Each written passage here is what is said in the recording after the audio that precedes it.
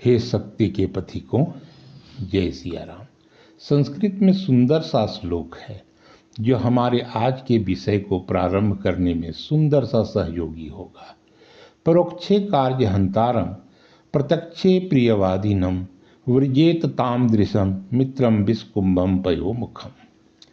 अर्थात आपके परोक्ष का सर्वोत्तम शत्रु यदि आपके समक्ष प्रिय वचन बोल आपके परम मित्र होने का आपको आभास दिलाता है तो उस मित्र को उसी प्रकार त्याग दें जिस प्रकार विष से भरे कुंभ का त्याग किया जाता है।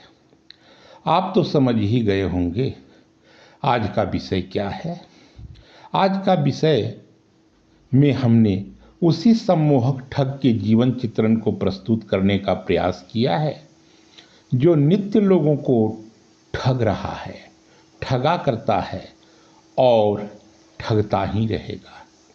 यह चिरंतन सत्य है। अब तो आप समझ ही गए होंगे। जी हाँ, आज का विषय हमने चुना है चर्म का मर्म। चर्म अर्थात हमारी त्वचा जो सौंदर्य से इस महान ठगी का काज सुनिश्चित करता है। मकड़ी अपने जाल से, मगरमच्छ अपने जीभ से, बगुला अपने ध्यान से, अजगर अपने श्वास से अपने भोज्य को अपना बनाता है तो चर्म अपने सौंदर्य जाल में हमें फांसता है। इसी सौंदर्यमयी मक्कड़ जाल में न जाने कितने फंसे, कितने फंसेंगे। यह एक अनसुलझी प्रक्रिया है जो अनवरत जारी रहता है। कौन हमारा मित्र है, कौन हमारा शत्रु, ये समझ पाना भी हमारे लिए अनुकूल न रहा। इस चर्म की महिमा ही इतनी व्यापक है कि हम शिकारी आएगा, जाल बिछाएगा, दाना डालेगा, लोभ में फंसना नहीं तो रटते रटते ही हैं उसी भ्रम जाल में फंस जाते हैं। आर्यजनों, इस चर्म की माया को समझें। एक प्राचीन राजा के गुरुदेव एक दिन उस राजा के दरबार में पहुंचे। स्वामी अष्टवक्र जी महाराज नाम था उनका। नाम के अनुरूप ही उनकी काया इतनी कुरूप थी कि कोई भी उन्हें देख हंसे बिना नहीं रह पाता।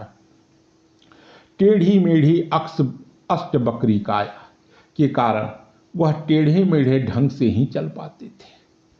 खैर, गुरुदेव का आगमन राजा के दरबार में हो चुका था। उन्हें देख राजा तो नतमस्तक हुए पर सारे दरबारी ठठाकर हंस पड़े। गुरुदेव गंभीर थे, मौन थे। आवश्यक आदर सत्कार के उपरांत राजा ने गुरुदेव से पूछा, स्वामी, यहाँ तक आने में कोई दिक्कत तो न हुई? गुरुदेव अब भी गंभीर ही थे और शांत भी। राजा ने पुनः पूछा, गुरुदेव, आपने खबर भिजवाया होता तो वह आपके यहाँ तक पहुँचने में आपको सुविधा होती। गुरुदेव अब भी गंभीर और मौन ही थे। राजा के बार बार आग्रह के बाद उनकी परम गंभीर एवं गुढ़ वाणी निकली, राजन, मैं जंगल से होते हुए यहाँ तक पहुँचा। रास्ते में हमने शेर, बाघ भी देखा, लोमड़ी और लकड़बग्घे भी देखे, परम धूर्त सियार भी देखा, समूल निगल जाने वाला अजगर भी देखा। कुछ क्षण मौन रहकर पुनः उनकी वाणी गूंजी, पर राजन, आपके दरबार में हमने उन सभी हिंसक जीवों को तो देखा ही देखा, पर सब के सब हमें रंगे हुए नजर आए। जैसे हमने यहाँ हिरन के चमड़े में समाये बाघ को देखा, नीलगाय का चमड़ा ओढ़े सियार को देखा, और सारे के सारे इसी प्रकार के हैं। राजन, आपके दरबार में उपस्थित ये हिंसक जीव अपनी वास्तविक चर्म के साथ नहीं अपितु रंगा सियार बन के बैठे हैं।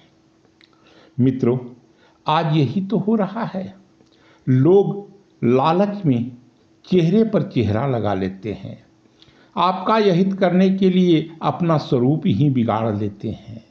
आपका मित्र कब आपका शत्रु बन जाए यह कुछ कहा नहीं जा सकता। चर्म की माया है, वह व्यक्ति के मन की भाव को भी ढक देता है। हे सत्यार्थियों, राजा भर्तृहरि, जिन्हें आप तद्भव में राजा भर्तृहरि भी कहा जाता है, को आप अवश्य ही जानते होंगे।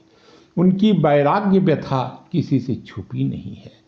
अपनी प्रिय रानी से अतिशय प्रेम ने उन्हें वैराग्य का मार्ग दिखाया। अतिशय रगड़ करे नहीं कोई, अनल प्रगट चंदनते होई। अर्थात अति अंत का मार्ग सुनिश्चित करता है। हमारे द्वारा की गई कोई भी अति चेष्टा हमेशा उस चेष्टा का अंत सुनिश्चित करता है।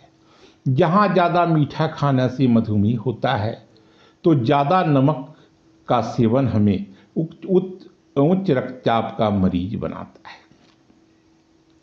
ज़्यादा संगीत श्रवण हमें बहरा बनाता है, तो ज़्यादा आध्यात्म चिंतन हमारे लिए वैराग्य का मार्ग बनाता है।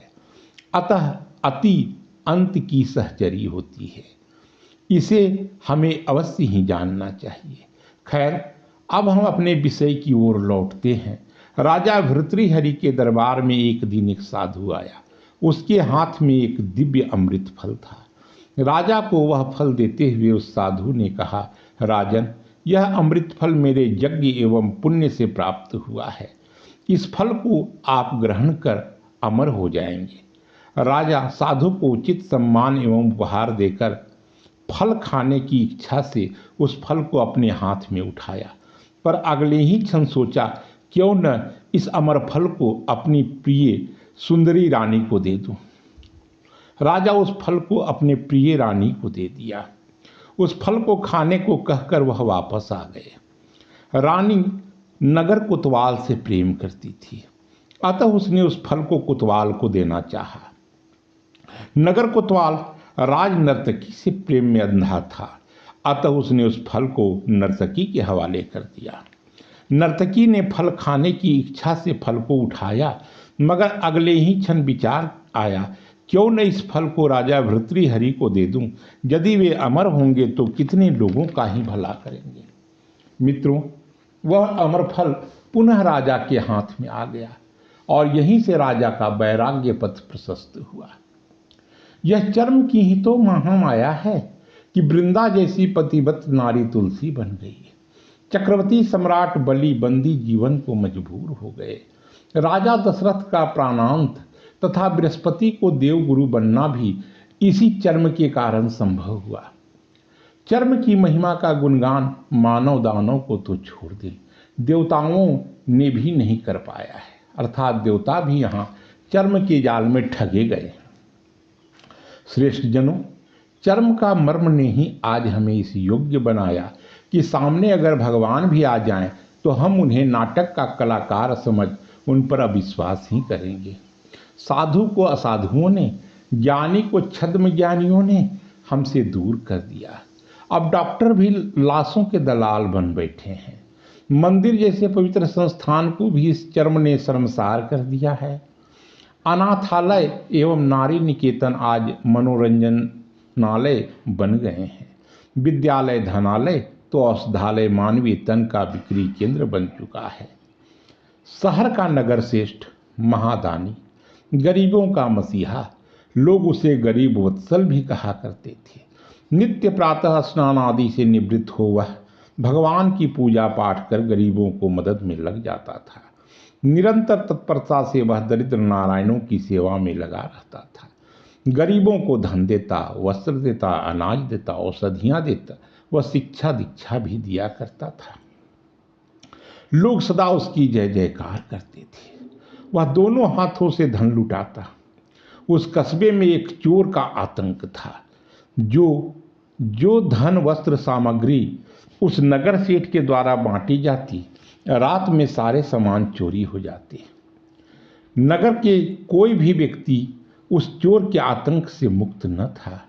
राजा भी रात में डर डर करके ही सोया करते थे। पता नहीं कब उस चोर का साया उनके राजमहल में आ जाए। राजा बहुत प्रयास करते थे, पर चोर भी बड़ा रहस्यमय था। राजा के कोतवाल और जासूसों का भी उस पर पकड़ पाने में असमर्थता ही रही। समय बीतता गया। उस चोर के आतंक से गुस्से में आकर राजा ने सोचा, क्यों न आज उस चोर को मैं ही पकड़ डालूं। ये सोच रात के अंधेरे में रूप बदलकर नगर भ्रमण को राजा ने निकला। कुत्ते भौंक रहे थे उस समय। रात नीरव था, रास्ता सुनसान था, अंधेरी रात थी। अचानक एक रुआबदार आवाज ने राजा के कदम को रोक दिया। ठहरो। राजा चारों ओर देखने लगे, पर अंधेरे में कुछ न दिखा। जो कुछ भी हो उसे हमारे हवाले करो। फिर वही कड़कती आवाज राजा के कानों में पड़ी। राजा ने इस बार नजरें घुमाई तो देखा एक साया हाथ में शायद तलवार जैसा कुछ हथियार लहराते हुए सामने खड़ा था। राजा छत्री तो थे ही, पौरुष उनके कसबल में बसा हुआ था। साथ ही साथ पुण्य कार्य करने की जो शक्ति उन्हें मिली है, उसके कारण तुरंत ही वह छाया से भिड़ गए। कुछ समय बाद उस छाया को अपने आगोश में कर वह राजा महल में पहुंचा। सिपाहियों ने जब उस छाया का नकाब हटाया तो मानो भूचाल सा आ गया। वह चोर नगर सेठ ही था, जो दिन के उजाले में धर्म कर्म कर प्रशंसा पाता तो रात के अंधेरे में, आप तो समझ ही गए। आज कमोबेश सभी लोगों के पास दो चेहरे होते ही हैं, बिल्कुल दिन और रात की तरह, धूप और छांव की तरह, शीत और उष्ण की तरह, पाप और पुण्य की तरह। मित्रों, हमें यही तो पहचानना है। पर कर्म की ही तो माया है जो इस काम को हमें बाधा बनकर रोकती है सदा। रुपये बांटने वाले दानवीर तो आपने देखे और सुने होंगे, पर नकली नोट बांटकर पुण्य कमाने वाले यहाँ अक्सर उपलब्ध रहते हैं, हरदम, हर पल, हर समय। नकली नोट से हमारा तात्पर्य गलत ढंग से कमाए धन से है। आयकर छुपाने के लिए या फिर ध्यान भटकाने के लिए ही तो मिलावटखोर अस्पताल बनाते हैं। नकली और छद्म प्रिय लोग लड़की की शादी में इसलिए मदद करते हैं कि लड़की के पिता से धन एवं उसके किडनी गुर्दे तक बेच सके। हे सत्यपथ के राही, चर्म के मर्म को जानो। सही चर्म की मदद करो, गलत चर्म को अलग करो। चमकीला चर्म से सदा सावधान रहो, भड़कीला चर्म से सदा होशियार रहो, क्योंकि चर्म में शर्म नहीं होता। एक शर्म को भुला चुका होता है तो दूसरा उसे सदा के लिए सुला चुका होता है। तो मिलते हैं सत्य की इस पगडंडी के अगले चौराहे पर अगले विषय के साथ। धन्यवाद।